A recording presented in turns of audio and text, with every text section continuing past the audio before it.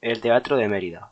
El Teatro de Mérida es un edificio construido en la ciudad extremeña de Mérida, en la antigua colonia emérita Augusta, la cual fue fundada por Augusto en el año 25 a.C.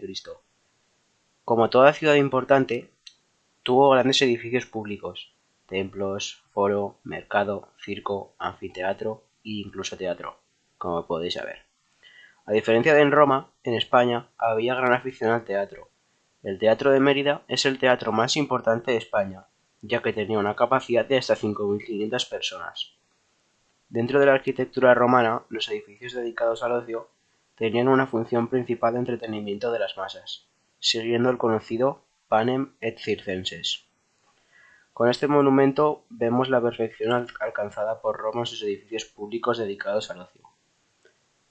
En este teatro se conjugaba la necesidad funcional perfectamente lograda, con entrada, camerinos, en las que se pueden apreciar todas las rivalidades del teatro. Todo esto un conjunto para 5.500 espectadores, con una obra artística perfecta hasta el mínimo detalle, con la búsqueda siempre de lo práctico y de lo bello.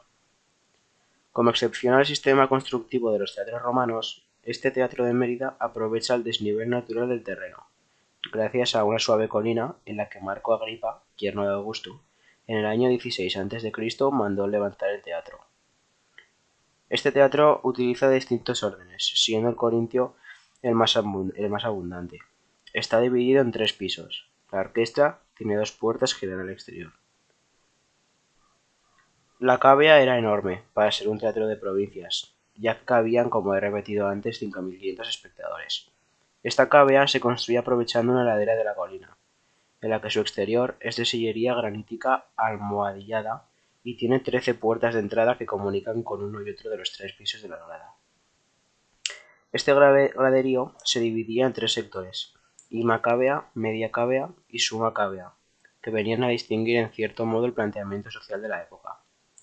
Toda esta distribución hacía que el desalojo del público pudiera hacerse en escasos minutos, lo que daría mayor fluidez a los espectáculos.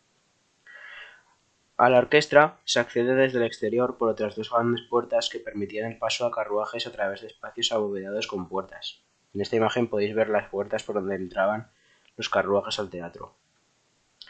La orquesta es un espacio, semicircular situado delante de la escena y pavimentado en mármol azulado con bandas rojas formando cuadrículas. Ha sido restaurado con losas originales en las que se ven las marcas, posiblemente para la colocación de los personajes. En el Teatro de Mérida destaca el muro que sirve de fondo a la escena. Sobre un podio revestido de mármoles se levantan los 2 pisos de 2 órdenes corintios superpuestos, y el alzado frontal con 7 pórticos, 3 de ellos más profundos para las 3 puertas. Las columnas son de mármol gris, azulado veteado, y los capiteles y las basas son blancos. La decoración, a base de estatuas talladas, completaba la decoración del teatro. La parte posterior, como podéis ver al inferior de la imagen, se extiende en un amplio espacio rectangular, con camerinos, pórticos, jardines, biblioteca y otras dependencias. En el Teatro de Mérida podemos ver la perfección alcanzada por Roma en sus edificios públicos dedicados al ocio. Además, como curiosidad, con el declive de la colonia de Mérida Augusta, el Teatro Romano de Mérida fue abandonado hacia el siglo IV después de Cristo. Además, fue sepultado bajo toneladas de tierra. Solo quedaba a la vista la parte más alta de su graderío. Eso sí, los restos del graderío siempre indicaron que debajo de la superficie había un grandioso yacimiento arqueológico. Hasta a comienzos del siglo XX no se emprendieron las excavaciones para recuperar este majestuoso teatro, además de que el Teatro de Mérida aún se sigue utilizando y cada año acoge el famoso Festival Internacional de Teatro Clásico. Os invito a ir, siempre sin perder la esencia y la grandeza de este gran teatro romano.